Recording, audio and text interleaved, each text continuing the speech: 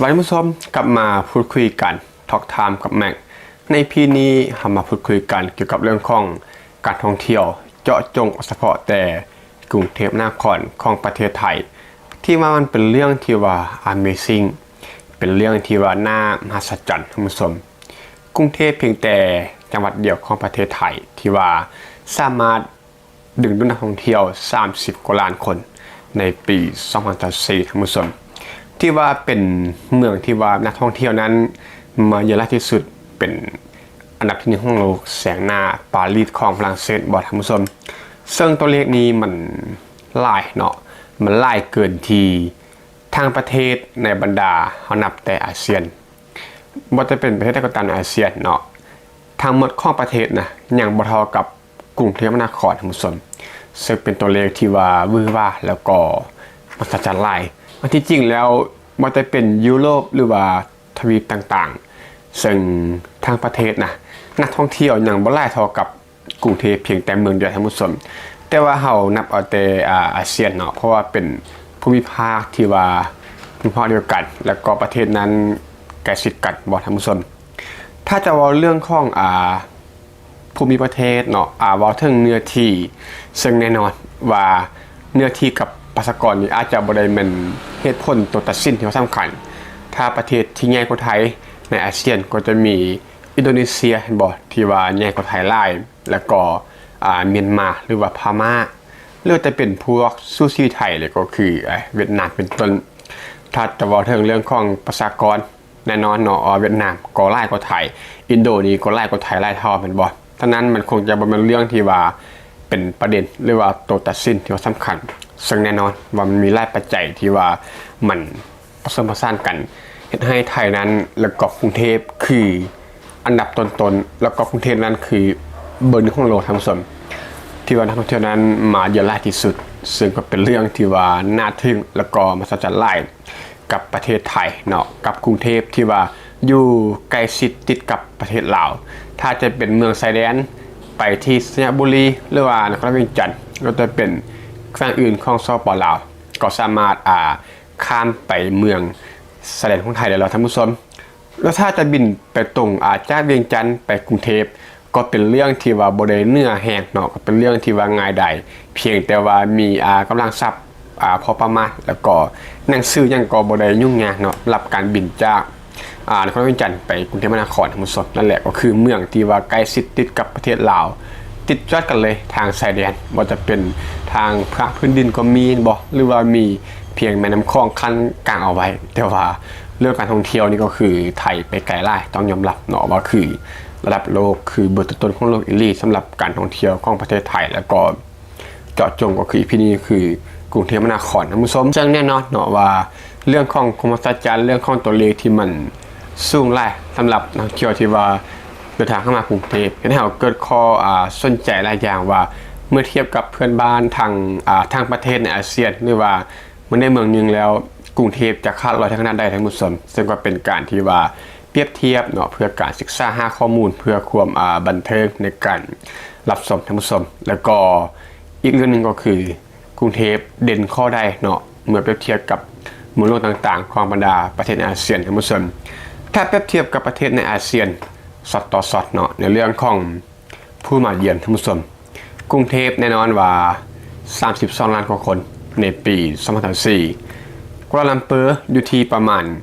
16.5 ล้านคนอันนี้คือเมืองหลวงของมาเลเซียบ่กัวลาลัมเปอร์ก็ถือว่าหลายพอสมควรเนาะ 16.5 ล้านคนก็ 50% ของกรุงเทพซึ่งกัวลาลัมเปอร์นี้ก็ถือว่าเป็นอีกเมืองหนึ่งที่ว่าขึ้นชื่อและก็โด่งดังในสายตาของนานาชาติท่านผู้ชมแต่ถ้าเปรียบเทียบกับทางประเทศของมาเลเซียท่านผู้ชมก็คือในปี2024ที่ผ่านมานี้มาเลเซียทางประเทศเนาะย้ำว่าทางประเทศนักท่องเที่ยวเดินทางเข้ามาประมาณ25ล้านคนท่านผู้ชมแต่ว่าเฉพาะกรุงเทพก็คือ32ล้านคนก็คือหลายกว่ามาเลเซียทางประเทศสำหรับกรุงเทพมหานครแล้วก็เมื่อเปรียบเทียบกับเวียดนามท่านผู้ชมในปี2024ที่ผ่านมานี้เวียดนามประมาณ 17.5 ล้านคนเนาะก็คือเกือบ18ล้านคนน้อยกว่ากรุงเทพก็คือกรุงเทพได้เกือบ2เท่าท่านผู้ชมก็คือ เวียดนามนั้นเกือบ2 เท่าตัวจึงเท่ากับกรุงเทพมหานครเพียงแต่เมืองเดียวของประเทศไทย32 ล้านกว่าคนกรุงเทพเพียงแต่เมืองเดียวกับเวียดนามทั้งประเทศ 17.5 ล้านคนต่อมาคือฟิลิปปินส์ท่านผู้ชมเทียบกับฟิลิปปินส์นี่ก็ยิ่งเห็นถึงความยิ่งใหญ่ของการท่องเที่ยวของไทยแล้วก็เฉพาะเจาะจงแต่กรุงเทพฟิลิปปินส์ทางประเทศนี่ก็คือ6 ล้านคนในปี2024นักท่องเที่ยวต่างชาติเนาะก็คือ6 ล้านคนก็กรุงเทพนั้นไล่กลัวไล่เท่าตัวท่านผู้ชมประมาณ5 เท่าตัวเนาะ5 ถึง 6 เท่าตัวสำหรับฟิลิปปินส์ทางประเทศ6 ล้านคนกรุงเทพมหานคร32 ล้านกว่าคนในปี2024ที่ผ่านมาแล้วก็ต่อมาก็คือเรื่องของ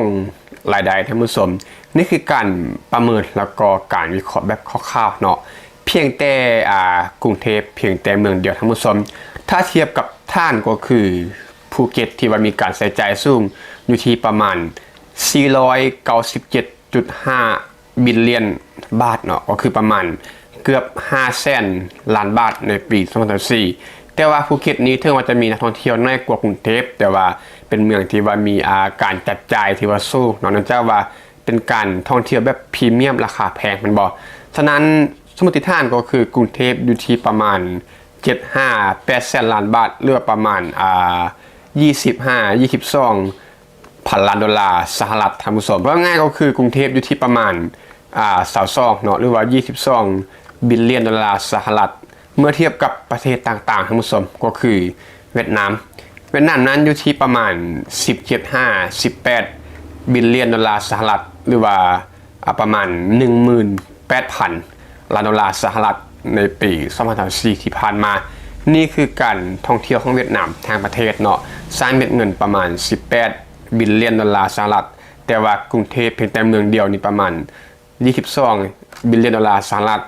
ส่วนอินโดนีเซียนั้นอยู่ที่ประมาณ17 บิลเลียนดอลลาร์สหรัฐซูซี่กับเวียดนามซึ่งก็เป็นรองกรุงเทพเมืองเดียวท่านผู้ชมฟิลิปปินส์นั้นอยู่ที่ประมาณ13 บิลเลียนดอลลาร์สหรัฐเนาะเกือบเท่าครึ่งหนึ่งของกรุงเทพมหานครเพียงแต่เมืองเดียวแล้วก็มาเลเซียก็ค่อนข้างจะสูงแต่ว่าก็ซูซี่กับกรุงเทพเพียงแต่เมืองเดียวท่านผู้ชมมาเลเซียทางประเทศท่านผู้ชมย้ำว่าทางประเทศของมาเลเซียสร้างเป็นเงินจากการจับจ่ายนักท่องเที่ยวเดินทางเข้ามาเที่ยวมาเลเซียที่ประมาณ22.5 บิลเลียนดอลลาร์สหรัฐเท่ากับกรุงเทพเพียงแต่เมืองเดียวประมาณ22 บิลเลียนดอลลาร์สหรัฐท่านผู้ชมนี่แหละก็คือเรื่องของการท่องเที่ยวที่ว่ากรุงเทพเพียงแต่เมืองเดียวนั้นก็เนื้อกลัวเพื่อนบ้านทางประเทศที่ว่าพอสมควรแล้วก็เรื่องของเม็ดเงินเนาะก็แน่นอนก็ตามนั้นท่านผู้ชมก็ไล่กลัวหรือว่าเนื้อกลัวไปตามกันนี่คือเรื่องของจำนวนนักท่องเที่ยวแล้วก็เม็ดเงินที่ว่ากรุงเทพนั้นเนื้อกลัวเพื่อนบ้านทางประเทศใน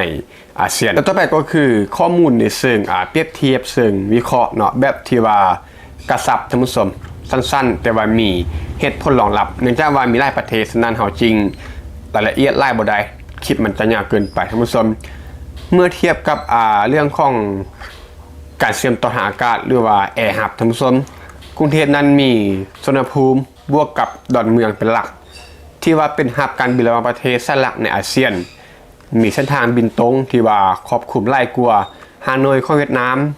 มะนิลาแล้วก็จาการ์ตาของอินโดนีเซียท่านผู้ชมในแง่ของปริมาณเที่ยวบินระหว่างประเทศแล้วก็ตัวเลือกของสายการบินก็คือว่าจะเป็นราคาถูกกลางหรือว่าแบบพรีเมียมเนาะก็คือมีสายการบินให้บริการหลายแล้วก็มีเที่ยวบินหลายในการเดินทางมาที่กรุงเทพมหานครผ่านทางสุวรรณภูมิหรือว่าดอนเมืองท่านผู้ชมก็คือมีทางเลือกหลายกว่าฮานอยมะนิลาหรือว่าจาการ์ตาเมื่อเทียบกับบรรดาประเทศในเพื่อนบ้านอาเซียนเห็นให้การเข้าถึงและก็การแวะพักนั้นมันง่ายเนาะสำหรับการท่องเที่ยวก็คือบินตรงมากรุงเทพก็คือมาสุวรรณภูมิก็เป็นเรื่องที่ว่าง่ายสำหรับจากทั่วทุกมุมโลกที่ว่าจะเดินทางมาที่กรุงเทพมหานครหรือว่าจะมาเที่ยวต่างๆของประเทศไทยส่วนเรื่องของโครงสร้างพื้นฐานการท่องเที่ยวก็จะเป็นที่พักและก็การบริการต่างๆกรุงเทพนั้นมีทุกระดับท่านผู้ชมให้บริการว่าจะเป็นตั้งแต่โฮเทลราคาถูกไปจนถึงโรงแรม5 ดาวหรือว่าจะเป็นรีสอร์ทกลางเมืองซึ่งหลายกว่าเมืองหลวงต่างๆในอาเซียนเห็นให้การรับนักท่องเที่ยวจำนวนมากสั้นนั้นเป็นไปอย่างต่อเนื่องก็คือบ่มีสะดุดท่านผู้ชมแล้วก็มีแหล่งท่องเที่ยวเชิงวัฒนธรรมแล้วก็กิจกรรมที่ว่าล่าหลาย นี่ก็คือจุดเด่นของประเทศไทยแล้วก็กรุงเทพเลยแหละก็คือหลากหลายครบจบในประเทศไทย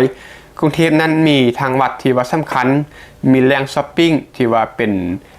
อันดับต้นของโลกเนาะก็คือแหล่งช้อปปิ้งที่ทันสมัยแล้วก็ลูลาดเป็นห้างใหญ่ต่างๆถนนอาหารก็คือเป็นสตรีทฟู้ดนั่นแหละตลาดกลางคืนแล้วก็ในไลฟ์ที่ว่าหลากหลายเนาะไลฟ์สไตล์ในยามกลางคืนมันจะเป็นปาร์ตี้ความบันเทิงนวดสปาต่างๆก็คือครบครันที่กรุงเทพมหานครเพียงแต่เมืองเดียวท่านผู้ชมก็คือมากรุงเทพแล้วก็จับจ่ายเที่ยวในแบบหลากหลายเนาะแทบจะบ่ต้องไปประเทศอื่นหรือว่าจังหวัดอื่นต่อได้เลยท่านผู้ชมถ้าเทียบกับเมืองหลวงของประเทศอื่นเช่นว่าฮานอยเนาะที่ว่าเน้นเฉพาะแต่วัฒนธรรมแล้วก็ธรรมชาติที่ว่าใกล้เคียงก็จะเป็นกัวลาลัมเปอร์ของมาเลเซียเนาะเป็นเมืองที่ว่ามีชื่อเสียงเมืองหนึ่งอาจจะเป็นในเรื่องของ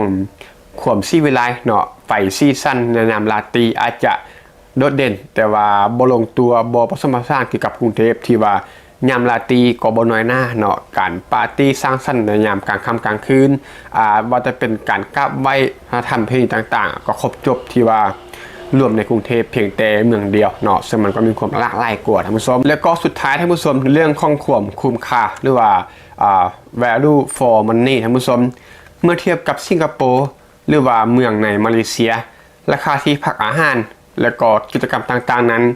ในกรุงเทพที่ว่ามีราคาที่ว่าถูกกว่าเฮ็ดให้นักท่องเที่ยวนั้นที่ว่ามีงบอาจจะกลางๆหรือจำกัดเดินทางมาที่กรุงเทพแรกกว่าท่านผู้ชมซึ่งข้อนี้ก็เป็นข้อที่ว่าอาจจะสัดเจนแล้วก็สำคัญเนาะซึ่งถ้าเป็นสิงคโปร์นี่แน่นอนในเรื่องของความอาจจะเลื่อนทันสมัยเป็นเมืองน้อยๆมันบอกก็คือเป็นหมู่เกาะน้อยเป็นเกาะหนึ่งน้อยๆของสิงคโปร์แต่ว่าการใช้จ่ายก็คือราคาแพงเนาะราคาโหดหรือจะเป็นกัวลาลัมเปอร์ของมาเลเซียที่ว่าเป็นความทันสมัยลูลาในกัวลาลัมเปอร์ที่ว่ากระจุกตัวในความทันสมัยอยู่นั้นเนาะแต่ว่าราคานี้ก็แพงที่พักอาหารต่างๆแต่กรุงเทพนี่ก็คือบาลานซ์หลากหลายก็คือมีทุกระดับเนาะการบริการราคาถูกกลางไปจนถึงราคาแพงสตรีทฟู้ดราคาถูกก็มีแม่นบ่แต่ว่าอาหารก็อร่อยแล้วก็มีชื่อเสียงหลายอย่างเช่นว่าพวกผัดกะเพราต้มยำกุ้งแกงเขียวหวานต่างๆที่ว่ามีอยู่ตามสตรีทฟู้ดก็มีราคาก็บ่ได้แพงก็ได้ง่ายแล้วก็มีเอกลักษณ์เฉพาะในประเทศไทยโดยจะเป็นการบริการแพงๆพรีเมียมก็มีในกรุงเทพแน่นอนท่านผู้ชมการช้อปปิ้งอย่างต่างๆนี่แหละก็คือคุ้มค่าคุ้มราคาครบจบที่กรุงเทพมหานครก็ประมาณกันแล้วกันท่านผู้ชมหลับได้ของ EP นี้ท่านผู้ชมที่ว่าฟังมาจุดนี้มีตัวใดจะมาแลกเปลี่ยนหรือว่าจะมาเสริมข้อมูลต่างๆก็เต็มที่เนาะที่ก็คอมเมนต์ได้เลยท่านผู้ชมและ EP นี้ก็ต้องขอบคุณทุกท่านที่มาชมมาฟังพบกันใหม่ EP ต่อไปขอบใจ